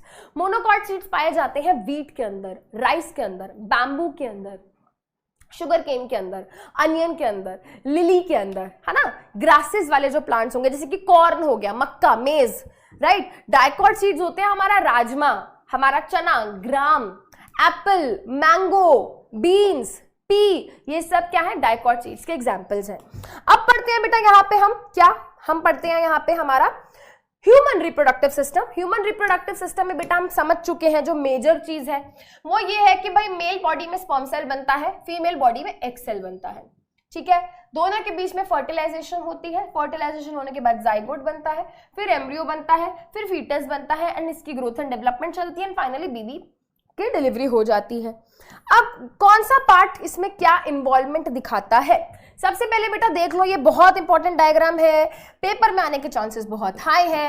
होता क्या है भाई, मेल बॉडी के अंदर एक पाउच लाइक स्ट्रक्चर होता है जिसको हम बोलते हैं स्क्रोटम। स्क्रोटम के अंदर पाई जाती है 2 टेस्टिस। टेस्टिस ये वाला पार्ट है, एंड इस टेस्टिस के अंदर ही हमारे क्या होते हैं, स्पर्म सेल्स बनते हैं ह्यूमन बॉडी में, और यहीं पे टेस्टोस्टेरोन बनता है। Testosterone hormone is responsible for the various characters, जैसे कि बॉयज में दाढ़ी मूंछ आ जाना, आवाज भारी हो जाना, ठीक है, आर्मपिट्स में हेयर आ जाना, मतलब जो भी चेंजेस प्यूबर्टी के टाइम पे होते हैं वो टेस्टोस्टेरोन की वजह से होते हैं, और वो टेस्टिस में ही बनते हैं। टेस्टिस में हमारे स्पर्म सेल्स भी बनते हैं, ठीक है जी। स्पर्म सेल्स टेस्टिस के अंदर बन गए। टेस्टिस कहाँ है, स्क्रोटम में है। स्क्रोटम का जो बॉडी टेम्परेचर होता है, स्क्रोटम का जो टेम्परेचर होता है वो हमारे नॉर्मल बॉडी टेम्परेचर से 1.5 से 3 डिग्री सेल्सियस क्या होता है, थोड़ा कम होता है, एंड वो कम टेम्परेचर स्पर्म फॉर्मेशन की मदद करता है। तो भाई टेस्टिस में स्पर्म सेल्स बन गए हैं, टेस्टोस्टेरोन बन गया है। अब स्पर्म सेल्स हमको क्यों चाहिए, स्पर्म सेल्स हम रिप्रोडक्शन कराना चाहते हैं, तो भाई टेस्टिस से इनको पहले बाहर निकालो। तो टेस्टिस से इनको बाहर की तरफ लेकर आती है एक ट्यूब जिसका नाम होता है वैस डिफरेंस। वैस डिफरेंस क्या करती है, वैस डिफरेंस कैरी करके लेके जाती है किसको, स्पर्म सेल्स को बाहर की तरफ। ठीक है जी, टेस्टिस में स्पर्म सेल्स बन गए, बाहर की तरफ वैस डिफरेंस लेकर जा रही है एंड बाहर की तरफ ला रही थी पेनिस की तरफ। बट बीच में क्या हुआ, इसके दो फ्रेंड्स मिल गए, एक फ्रेंड का नाम है सेमिनल वेसिकल और एक फ्रेंड का नाम है प्रोस्टेट ग्लैंड। वो कहते हैं वैस डिफरेंस को कि भाई रुक जा, हम तेरी मदद करते हैं, स्पर्म सेल्स के अंदर क्यों ना कुछ ऐसी चीजें मिक्स कर दें सो दैट स्पर्म को थोड़ी मदद मिल जाए, थोड़ी नरिशमेंट मिल जाए। तो वैस डिफरेंस जब इन स्पर्म सेल्स को लेके जा रही होती है तो सेमिनल वेसिकल में से कुछ फ्लूइड निकलती हैं, प्रोस्टेट ग्लैंड में से कुछ फ्लूइड निकलती हैं और स्पर्म सेल्स के साथ मिक्स हो जाती हैं। सेमिनल वेसिकल्स में जो फ्लूइड निकलती है उसमें से फ्रक्टोज होता है और ये फ्रक्टोज बेसिकली एनर्जी प्रोवाइड करता है स्पर्म सेल्स को। प्रोस्टेट ग्लैंड में से जो फ्लूइड निकलती है उसमें क्या होता है, एल्कलाइन बफर होता है। तो बेसिकली जब ये स्पर्म सेल फीमेल बॉडी के अंदर एंटर करेंगे वजाइना के थ्रू, तो वजाइना का जो पीएच होता है वो थोड़ा एसिडिक होता है एंड उस एसिडिक पीएच में कहीं स्पर्म सेल्स मर ना जाए उससे बचाने के लिए पहले ही अपने साथ थोड़ा एल्कलाइन बफर लेकर आते हैं। तो वो एल्कलाइन बफर प्रोस्टेट ग्लैंड की फ्लूइड देती है। तो यहां से जो स्पर्म सेल्स निकले थे अब वो एक फ्लूइड के साथ मिक्स हो गए हैं जो कि seminal vesicle and prostate gland से निकली थी।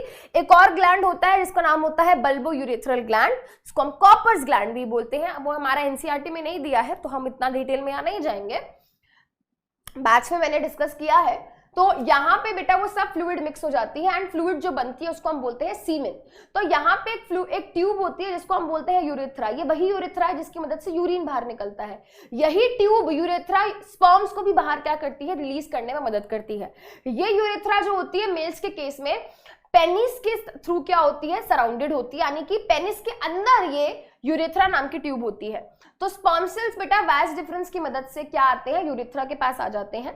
यूरेथ्रा के थ्रू धीरे धीरे क्या होता है बेटा, ये स्पर्म सेल्स बाहर रिलीज कर दिए जाते हैं during the time of copulation यानी कि सेक्सुअल इंटरकोर्स। पेनिस का क्या रोल है, पेनिस अगेन क्या है, एक कॉपुलेटरी ऑर्गन है, एक ऐसा ऑर्गन जो कॉपुलेशन में यानी कि सेक्सुअल इंटरकोर्स में मदद करता है। यानी कि पेनिस की मदद से ही फीमेल बॉडी के अंदर जो स्पर्म सेल्स है उनको प्लेस किया जाता है या रिलीज किया जाता है या डिपॉजिट किया जाता है। ठीक है, ये क्या है हमारा मेल रिप्रोडक्टिव सिस्टम। यानी कि अब हमने आखिरी चीज यहाँ पे पढ़ी कि भाई स्पर्म सेल्स को क्या कर दिया गया है, पेनिस की मदद से फीमेल बॉडी के अंदर छोड़ दिया गया है, रिलीज कर दिया गया है। अब फीमेल रिप्रोडक्टिव सिस्टम भी देखते हैं। फीमेल रिप्रोडक्टिव सिस्टम में क्या है बेटा, पहले मान के चलते हैं यहाँ पे कि स्पर्म सेल्स यहाँ से आ चुके हैं, अंदर एंटर हो चुके हैं और वो फाइनली यहाँ पे इस ट्यूब में पहुंच गए हैं जिसका नाम है फैलोपियन ट्यूब। इतना हम यहाँ पे मान के चल रहे हैं। ठीक है, इससे आप फर्दर आगे पढ़ेंगे। तो यहाँ पे देखो बेटा स्पर्म सेल्स यहाँ पे रिलीज कर दिए जाते हैं वजाइना के अंदर एंड वजाइना से ये मूव करके आगे की तरफ मूव करते हैं। ये भी कौन सा पार्ट है इसके बारे में बात करेंगे। एंड फाइनली वो यहाँ पहुंच गए हैं इस ट्यूब में जिसका नाम है फैलोपियन ट्यूब। ठीक है, अब देखते हैं होता क्या है। ठीक है, इतना हम मान के चल रहे हैं। होता ये है कि भाई यहाँ पे एक स्ट्रक्चर होता है जिसको हम बोलते हैं ओवरी। जैसे मेल्स में 2 टेस्टिस वैसे ही फीमेल्स में 2 ओवरीज होती हैं। कितनी ओवरी, वेरी गुड, 2 ओवरी होती हैं। तो ये एक ओवरी हो गई और ये एक ओवरी हो गई। ओवरी के अंदर क्या होते हैं बेटा, हमारे एग सेल डेवलप होते हैं यानी कि ओवम डेवलप होते हैं, मैच्योर होते हैं एंड जब वो यहाँ से निकलते हैं और फैलोपियन ट्यूब में चले जाते हैं, ओवरी में बनते हैं बेटा एग सेल। और इसके अलावा हमारे जो हॉर्मोन्स हो गए जैसे कि हमारा क्या हो गया, एस्ट्रोजन एंड प्रोजेस्टेरोन, ये भी यहीं बनते हैं। तो यहां से निकल के कहां जाते हैं, यहां से निकल के जाते हैं फैलोपियन ट्यूब में। इस प्रोसेस को हम बोलते हैं ओव्यूलेशन, यानी कि ओवरी से जब एग सेल निकल के फैलोपियन ट्यूब में चले जाए तो उसको हम बोलते हैं ओव्यूलेशन। ओव्यूलेशन हो गई, अब एग सेल वहां पे है, यहां से स्पर्म सेल्स आ चुके हैं और अब यहाँ पे क्या होगा, egg cell and sperm cell दोनों एक दूसरे के साथ फ्यूज करेंगे यानी कि फर्टिलाइजेशन होगी। तो ये जो ट्यूब लाइक स्ट्रक्चर है इनको हम बोलते हैं फैलोपियन ट्यूब या ओविडक्ट एंड यही क्या है, यही वो जगह है जहां पे फर्टिलाइजेशन होती है यानी कि साइट ऑफ फर्टिलाइजेशन। फर्टिलाइजेशन होगी, जाइगोट बनेगा, जाइगोट से एम्ब्रियो बनेगा। अब एम्ब्रियो धीरे धीरे इस पियर शेप्ड ऑर्गन में आ जाएगा। ये पियर जैसा है ना, एक सैक जैसा, एक थैले जैसा एक स्ट्रक्चर होता है जिसको हम बोलते हैं यूट्रस। यूट्रस को वोम भी बोला जाता है। ये वही जगह है जहां पे क्या होगा, ग्रोथ एंड डेवलपमेंट होगी एम्ब्रियो की, यानी कि 9 महीने जो फीटस है वो यहीं पे ग्रो एंड डेवलप होगा। उसके अलावा बेटा यहाँ पे ग्रोथ एंड डेवलपमेंट होती कैसे है, जब यहाँ से एम्ब्रियो आता है तो वो इसकी वॉल होती है जिसको हम बोलते हैं एंडोमीट्रियम, वो इस एंडोमीट्रियम के साथ आके चिपक जाता है, अटैच हो जाता है। इस प्रोसेस को हम बोलते हैं इम्प्लांटेशन। इम्प्लांटेशन हो जाती है, ग्रोथ एंड डेवलपमेंट फिर यहीं पे होती है। अब इस यूट्रस के बाद यहाँ पे एक बहुत ही पतला सा एक नैरो पोर्शन होता है जिसको हम बोलते हैं सर्विक्स। सर्विक्स बहुत ही क्लोज्ड रहता है, बट जैसे जैसे डिलीवरी का टाइम पास आता है ये सर्विक्स धीरे धीरे धीरे धीरे धीरे क्या होता है, चौड़ा होना शुरू हो जाता है, धीरे धीरे डायलेट होना शुरू हो जाता है एंड धीरे धीरे खुलने लगता है। एंड जब डिलीवरी का टाइम काफी पास होता है तो ऐसा कहा जाता है कि ये लगभग 9 से 10 सेंटीमीटर चौड़ा हो जाता है, इतना ज्यादा खुल जाता है ये। यहाँ पे एक पोर्शन दिखाई दे रहा है, इसको हम बोलते हैं वजाइना। वजाइना को वल्वा भी कहा, वजाइना को बर्थ कैनाल भी कहा जाता है। एंड फाइनली जब baby foetus grow and develop हो गया है तो यही वजाइना के थ्रू ही क्या होगा, उसका जन्म होगा। इसको बर्थ कैनाल इसीलिए कहते हैं क्योंकि दिस इज द पैसेज वे, यहीं से बेबी को हम बाहर निकालने वाले हैं, ठीक है। वजाइना हमारे कॉपुलेशन में इन्वॉल्व होता है, यानी कि जो स्पर्म सेल्स होते हैं उनको यहीं पे रिलीज किया जाता है ड्यूरिंग द कॉपुलेशन। इस तरीके से क्या होता है, सेक्सुअल रिप्रोडक्शन होती है ह्यूमन बीइंग्स के अंदर। एक चीज और यहाँ पे है, इंपॉर्टेंट पॉइंट ये है कि जब हम बात करते हैं किसकी, when we talk about the process of human reproduction, तो वहां पे एक बहुत इंपॉर्टेंट टॉपिक प्लेसेंटा का है। प्लेसेंटा बेसिकली क्या है, एक स्पेशलाइज्ड ऑर्गन है जो कि प्रेगनेंसी के टाइम पे फीमेल बॉडी के अंदर बनता है। एंड फीमेल बॉडी में यूट्रस में जब फीटस ग्रो एंड डेवलप कर रहा है तो प्लेसेंटा की मदद से उसको न्यूट्रिशन मिलता है। तो ग्लूकोज है, ऑक्सीजन है, वो प्लेसेंटा की मदद से मिलती है। या फिर कोई वेस्ट है जो फीटस के अंदर बन रहा है तो वो प्लेसेंटा की मदद से वो बाहर की तरफ उसको रिलीज कर पाता है। तो जो न्यूट्रिशन का आदान प्रदान है, ऑक्सीजन कार्बन डाइऑक्साइड का आदान प्रदान है, वो कराने में कौन मदद करता है, प्लेसेंटा। फीमेल की बॉडी में एक और चीज देखने को मिलती है, मेंस्ट्रुएशन, सिर्फ फीमेल्स में, नॉट इन मेल्स। अब देखा जाता है बेटा कि हमारा जो यूट्रस है उसकी जो वॉल होती है जिसको हम एंडोमेट्रियम बोलते हैं, वो हर मंथ क्या करती है, खुद को प्रिपेयर करती है सो दैट वो इम्प्लांटेशन कर सके। बट हर मंथ तो प्रेगनेंसी नहीं होती, तो उस केस में क्या होता है, उस केस में जो एंडोमेट्रियम है वो क्या हो जाती है, जब हमारा एग सेल फर्टिलाइज नहीं होता, उस केस में जब एग सेल फर्टिलाइज नहीं होता तो इस केस में देखने को मिलता है कि जो हमारी ये यूट्रस की लाइनिंग है जिसको हम एंडोमेट्रियम बोलते हैं वो शेड हो जाती है। उसमें ब्लड वेसल्स होते हैं एंड ब्लड वेसल्स क्या होती हैं बेटा, रप्चर हो जाती हैं। तो रप्चर होने की वजह से क्या होता है, ब्लड वेसल्स रप्चर होंगी, ब्लड आएगा। सो वजाइना के थ्रू क्या होती है, ब्लीडिंग होती है। इसी प्रोसेस को हम बोलते हैं मेंस्ट्रुएशन। मेंस्ट्रुएशन बेटा जब गर्ल चाइल्ड होती है तो उनके अंदर मेंस्ट्रुएशन नहीं होती, बट एक पर्टिकुलर एज के बाद प्यूबर्टी के टाइम पे लगभग 11 से 12 साल की उम्र में लड़कियों के अंदर ये मेंस्ट्रुएशन की प्रोसेस स्टार्ट हो जाती है। जब पहले पीरियड्स आते हैं, पहली मेंस्ट्रुएशन होती है, उसको हम बोलते हैं मेनार्के। बट एक पर्टिकुलर एज जैसे कि 45, 50, 52 ईयर्स की एज में क्या होता है, फीमेल्स के अंदर ये मेंस्ट्रुएशन यानी कि ये वजाइनल ब्लीडिंग स्टॉप हो जाती है। उसको हम बोलते हैं मेनोपॉज। पॉज मतलब रुक जाना, तो मेंस्ट्रुएशन रुक जाना, ठीक है। एंड 45 to 50 ईयर्स के बाद मेंस्ट्रुएशन नहीं होती फीमेल्स के अंदर। दोबारा बता रही हूँ, just in case of females, not in males. चलो जी, बिल्कुल आखिरी topic, important topic, that is reproductive health. Reproduction की बात करते हैं तो बहुत जरूरी है एजुकेशन होना कि रिप्रोडक्टिव हेल्थ क्या चीज है। सेक्सुअल इंटरकोर्स के दौरान बहुत सारे इंफेक्शंस एंड डिजीजेस फैल सकते हैं। ऐसी डिजीजेस जो सेक्सुअली ट्रांसमिट होती है उनको हम बोलते हैं एसटीडीज, सेक्सुअली ट्रांसमिटेड डिजीजेस या सेक्सुअली ट्रांसमिटेड इंफेक्शंस। बहुत सारे इंफेक्शंस वायरल इंफेक्शंस होते हैं, बहुत सारे इंफेक्शंस बैक्टीरियल इंफेक्शंस होते हैं। एड्स है, जेनाइटल वार्ट्स है, ये वायरल इंफेक्शंस है जो कि वायरस से होते हैं, और एसटीडीज सेक्सुअली ट्रांसमिट होते हैं। बैक्टीरियल इंफेक्शंस की बात करें तो गोनोरिया है, साइफिलिस है, ये किससे फैलते हैं भाई, बैक्टीरिया से होते हैं, फैलते सेक्सुअल इंटरकोर्स से है। कुछ मेथड्स हैं जिनसे हम क्या कर सकते हैं, प्रेगनेंसी को प्रिवेंट कर सकते हैं और एसटीडीज को भी प्रिवेंट कर सकते हैं। तो सबसे पहला हमारे पास फिजिकल या बैरियर मेथड है। इसमें हमारे पास कॉन्डम्स आ जाते हैं, डायफ्राम्स आ जाते हैं। तो ये बेसिकली बैरियर की तरह काम करते हैं, स्पर्म और एग को मिलने नहीं देते, जिसकी वजह से प्रेगनेंसी नहीं होती। फिर हमारे पास सर्जिकल मेथड है। सर्जिकल मेथड्स में हम क्या करते हैं, सर्जरी कर देते हैं प्रोफेशनल डॉक्टर्स की मदद से, वैस डिफरेंस को कट कर देते हैं, तो स्पर्म सेल्स बाहर नहीं आ पाते। स्पर्म सेल्स ही नहीं बाहर आ पाएंगे तो प्रेगनेंसी कैसे होगी। फीमेल्स के केस में ट्यूबेक्टॉमी होती है। ट्यूबेक्ट में मतलब फेलोपियन ट्यूब्स को कट और टाई कर देते हैं, एग सेल्स के पास नहीं पहुंच पाएंगे स्पर्म सेल्स, तो अगेन प्रेगनेंसी नहीं होगी। तो मेल्स के केस में क्या होता है, वैसेक्टॉमी, फीमेल्स के केस में ट्यूबेक्टॉमी। वैसेक्टॉमी क्यों, क्योंकि वैस डिफरेंस को काटा है। ट्यूबेक्टॉमी क्यों, क्योंकि फेलोपियन ट्यूब को काटा है, इसीलिए। केमिकल मेथड्स में हमारे पास हार्मोनल पिल्स आ जाती हैं। बेसिकली हार्मोन्स, कुछ केमिकल पिल्स होती हैं, या तो उनको खाया जाता है या फिर उनको वेजाइना के अंदर प्लेस किया जाता है। एंड ये केमिकल्स क्या करते हैं, मेल एंड फीमेल गैमेट को फ्यूज नहीं होने देते, एंड अगर फ्यूज हो भी जाए तो इम्प्लांटेशन नहीं होने देते, जिसकी वजह से प्रेगनेंसी नहीं होती।